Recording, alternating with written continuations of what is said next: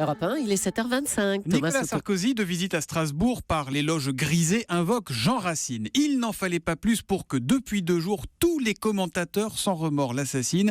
Et bonjour Raphaël. Bonjour mon cher Thomas. Eh bien, que pensez-vous de cette affaire-là ? Je suis un peu gêné Thomas, soyons honnêtes. Et ce petit billet m'aura rompu la tête. Et pour cause, je crois, car vous le connaissez trop pour parler de lui sans être embarrassé. Eh oui, je connais l'homme. Et je le sais sincère. Il écrit à la main, flanqué d'un dictionnaire. Qu'est-ce qu'il a piqué pour invoquer soudain le plus talentueux de tous les écrivains ? Ignore-t-il encore que tout bon journaliste attend avidement son nouveau tour de piste ? Et qu'à la librairie Kléber, tout comme ici, il ne perd jamais un mot de ce qu'il dit ? Oublie-t-il que les murs ont là-bas des oreilles et que plus qu'à Racine, il ressemble à Corneille ? Corneille, et pourquoi donc ? Voyons, c'est évident. Il n'y a chez Racine aucun équivalent au caractère plein d'un homme volontaire dont se moquent les snobs. Oh, qu'il est terre à terre. Non, ni Titus, ni Phèdre, au foldingue furax, ne donnent en cet essai le là de sa syntaxe. Alors que chez Corneille, Auguste et Cléopâtre, élèves politiques à hauteur de théâtre.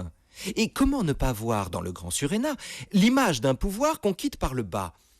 Nicomède et Médée, Horace et Rodogune incarnent sans défaut la roue de la fortune, où l'on voit Sarkozy être un jour au sommet et 2 années plus tard diriger l'UMP. Pourquoi citer Racine ? Vraiment, quel mystère. Avant d'être vaincu, c'était un mousquetaire et non un revenant hanté par ses excès, qui dévante célèbre à défaut d'un succès. Le temps est écoulé, morale de l'info ? Elle n'est pas de moi, car les vers y sont beaux.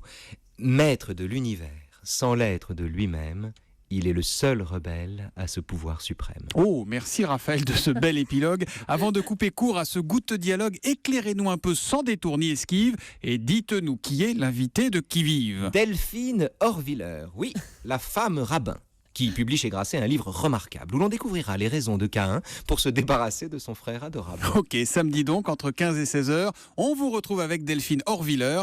Et puis on vous retrouve aussi lundi matin pour la morale en prose. Ou en alexandrin. Tu m'as tué toi ce matin, à lundi.